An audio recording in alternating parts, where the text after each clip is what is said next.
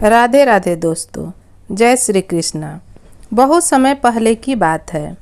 एक राजा था। उसके राज्य में प्रजा सब प्रकार से सुखी थी। राजा के 7 राजकुमार थे। राजा की कोई पुत्री नहीं थी, इसलिए राजा को एक पुत्री की चाहत थी। राजा अपनी रानी से कहता था, रानी, भगवान ने हमेशा हमें पुत्र दिए, लेकिन एक पुत्री नहीं दी। यही बात राजा को दुखी करती थी। राजा भगवान से प्रार्थना करता था, प्रभु, ऐसी कृपा करो कि मुझे एक पुत्री की प्राप्ति हो जाए। एक दिन की बात है। राजा और रानी शाम के समय नदी के किनारे टहल रहे थे। तभी राजा की नज़र नदी में बहती हुई एक टोकरी पर पड़ी। राजा ने तुरंत अपने सिपाहियों को आदेश दिया कि नदी में से उस टोकरी को निकाल कर लाओ। राजा का आदेश मिलते ही सिपाही नदी में से उस टोकरी को निकालकर ले आए और राजा के सामने रखा। राजा और सिपाहियों ने देखा कि उस टोकरी में एक बहुत ही सुंदर कन्या थी। यह देखकर राजा की खुशी का ठिकाना नहीं रहा और राजा ने उस कन्या को अपनी गोद में उठा लिया। तब रानी ने राजा से कहा, महाराज, आप एक पुत्री के लिए तरस रहे थे। आज भगवान ने आपकी यह इच्छा भी पूरी कर दी। महाराज, हम इस कन्या को राजकुमारी की तरह इसका लालन पोषण करेंगे। राजा और रानी खुशी खुशी राजमहल लौट आए।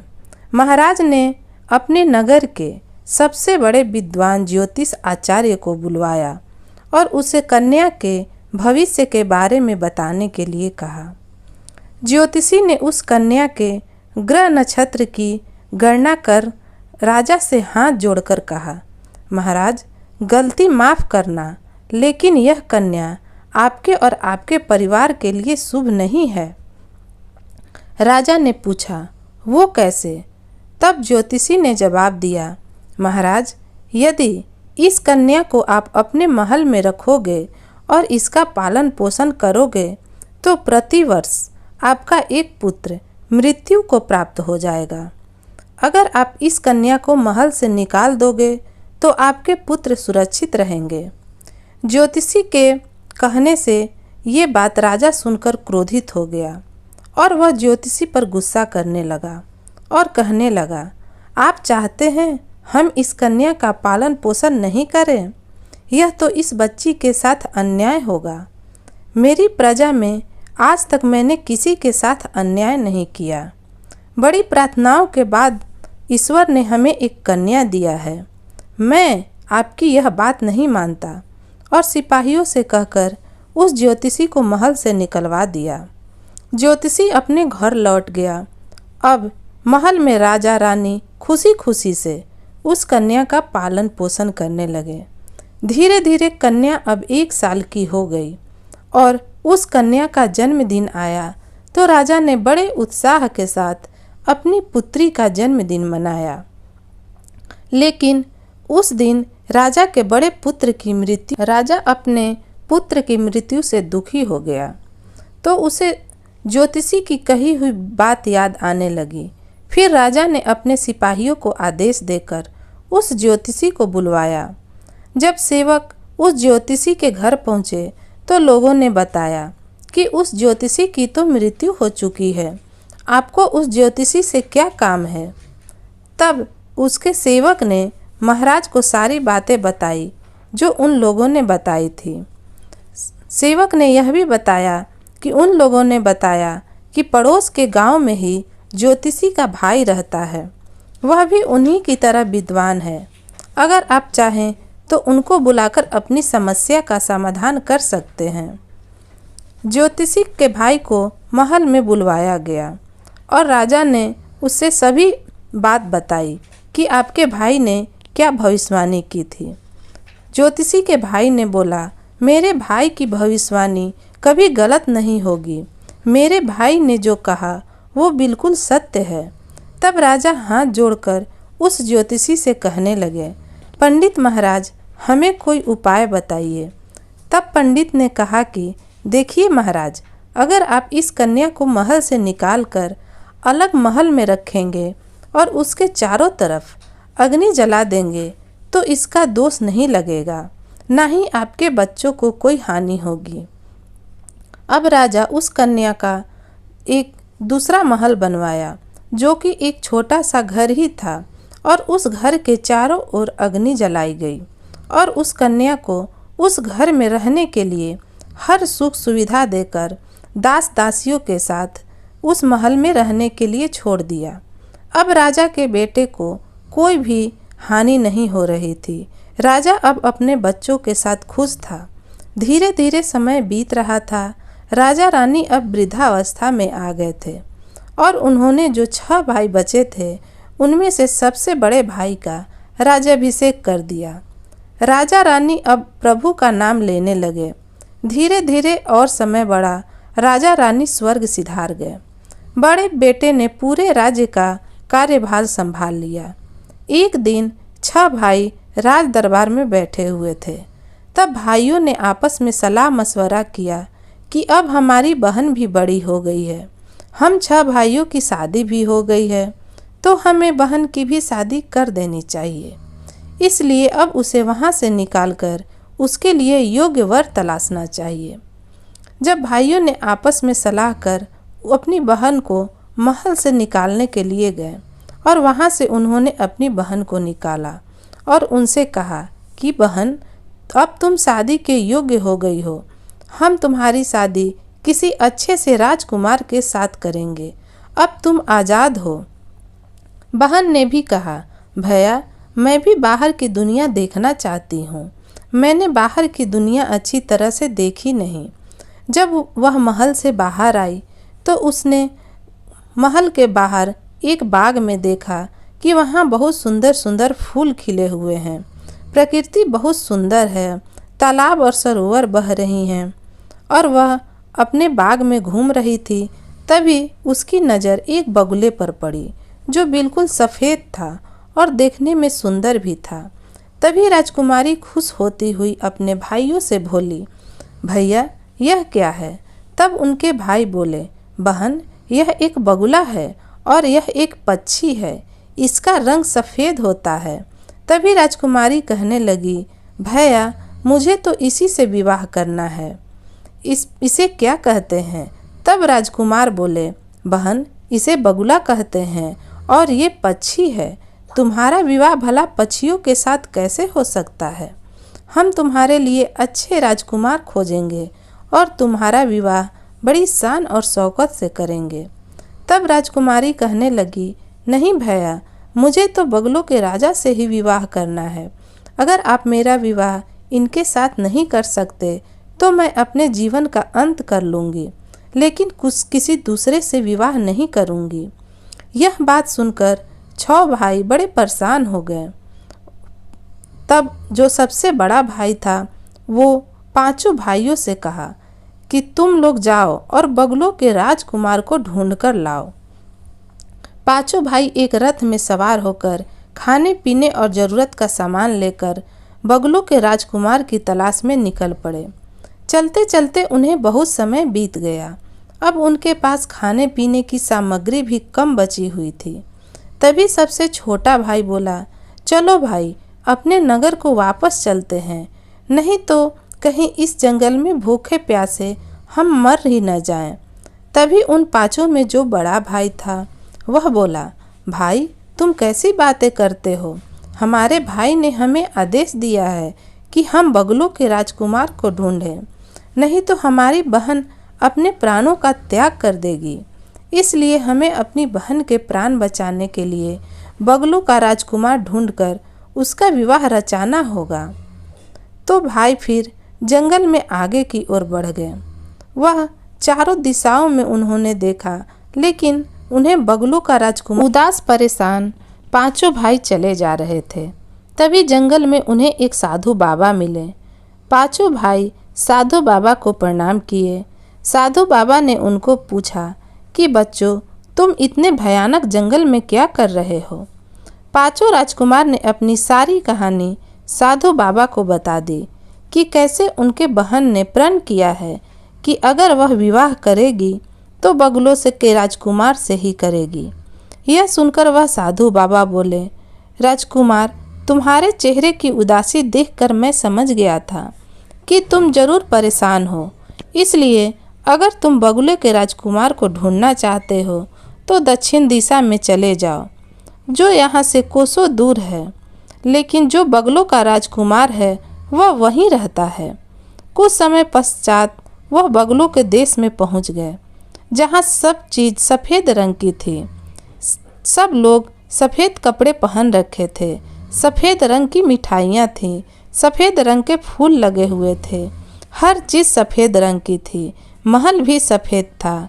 जब वो राजकुमार के पास गए जो बगुलों का राजकुमार था, तो उन पांचों राजकुमारों ने बगुलों के राजकुमार से अपनी सारी बातें बताईं कि कैसे वे उन्हें ढूंढते ढूंढते यहाँ तक आए हैं और अपनी बहन का विवाह उनके साथ करना चाहते हैं। बगुलों के राजकुमार से अगर हमारी बहन का विवाह नहीं हुआ तो हमारी बहन प्राण त्याग देगी। बगुला का राजकुमार बोला, अगर ऐसी बात है तो ठीक है, मैं तुम्हारी बहन से विवाह करूँगा। लेकिन देखो, बगुलों की जाति बहुत ही बुद्धिमान होती है। मुझे तुम्हारी बहन की कुछ परीक्षा लेनी पड़ेगी। अगर वह मेरी परीक्षा में पास हो गई तो मैं उससे विवाह कर लूँगा। अब पांचों भाइयों ने एक पत्र लिखकर अपनी बहन को बुलाने का निश्चय किया।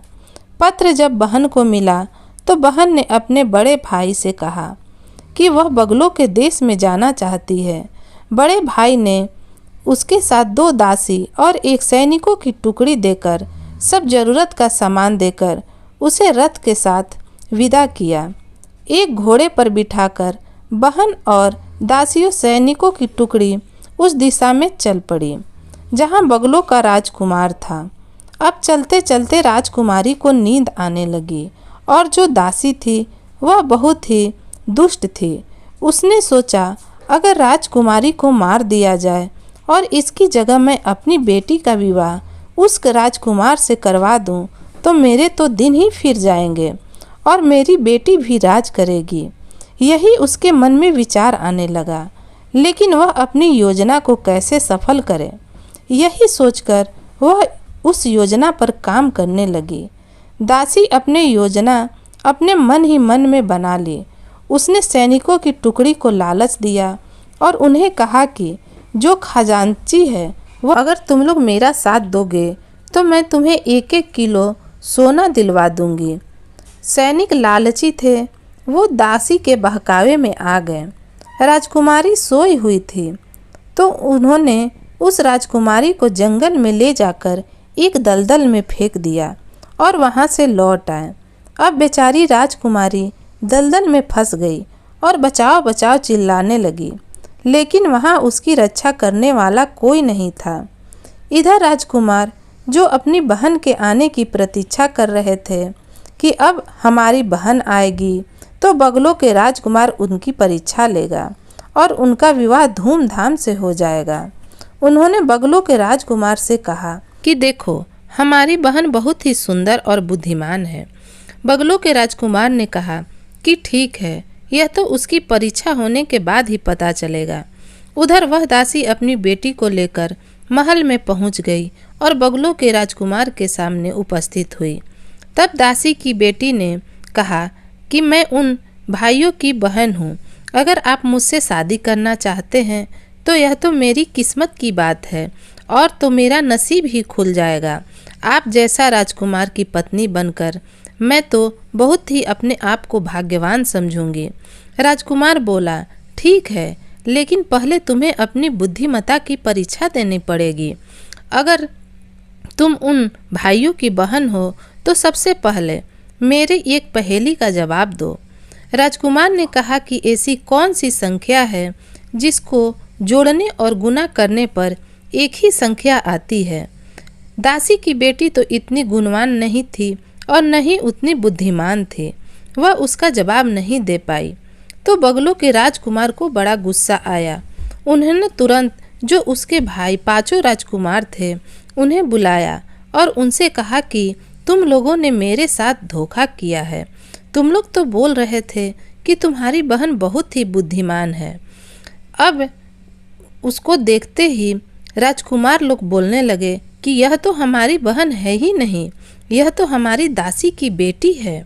लेकिन वह अपनी बात पूरी करते उससे पहले ही बगलों के राजकुमार ने उन्हें डांट दिया और कहा कि तुमने मेरे साथ धोखा किया है और अब तुम अपना धोखा छिपाने के लिए अपनी बहन को भी मानने से इनकार कर रहे हो, इसलिए तुम्हें सुबह फांसी की सज़ा दी जाती है। अब बगलों के राजकुमार ने उन भाइयों को सलाखों के पीछे भेज दिया। अब वो कैद थे। अगले दिन उन्हें फांसी की सज़ा होनी थी। अगले दिन सुबह के समय सभी भाइयों को वहां बुलाया गया, उन्हें उपस्थित किया गया ताकि उन्हें फांसी की सज़ा दी जा सके। बगलों के राजकुमार को तो यही लग रहा था कि इन्होंने मेरे साथ धोखा किया है और धोखे की सज़ा सिर्फ मौत होती है। राजकुमारों को फांसी की सज़ा देने के लिए उसकी तैयारी। तभी राजकुमारी दौड़ती दौड़ती महल में आई और बगलों के राजकुमार से कहने लगी, राजकुमार, हम इन भाइयों की बहन हैं, मेरे भाइयों को छोड़ दो और जो मेरे साथ ऐसी समस्या आई मैं वह आपको सब बताऊंगी कि कैसे मुझे आने में देर हो गई। बगलों का राजकुमार बोला कि तुम कैसे साबित कर सकती हो कि तुम ही राजकुमारी हो? अगर तुम मेरी पहेली का जवाब दे दो तो मैं समझ जाऊंगा कि तुम राजकुमारी हो। तब बगलों के राजकुमार ने राजकुमारी से वही पहेली दोहराई कि ऐसी कौन सी संख्या है जिसको जोड़ने और गुणा करने पर एक ही उत्तर आता है, एक ही संख्या आती है।